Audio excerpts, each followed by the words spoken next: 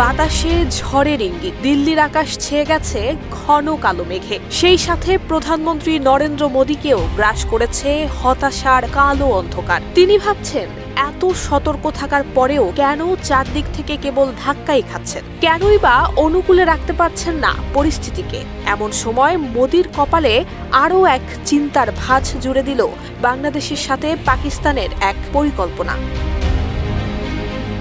গুরুত্বপূর্ণ কারণেই ঢাকা সফরে আসছেন পাকিস্তানের পররাষ্ট্রমন্ত্রী এবং দেশটির উপপ্রধানমন্ত্রী ইসহাক দার। আর এতেই যেন গলা শুকিয়ে কাঠ নরেন্দ্র মোদীর। কাশ্মীর ইস্যুতে পাকিস্তানের সাথে সম্পর্কের সুতো যে আগেই ছিঁড়েছে, আর বাংলাদেশের সাথেও সম্পর্ক তলানিতে। এই দুই দেশের সম্মিলিত ঘোড়া চালে চোখে সর্ষে ফুল দেখতে যে বেশি বাকি নেই তা হাড়ে হাড়ে বুঝছেন নরেন্দ্র মোদী।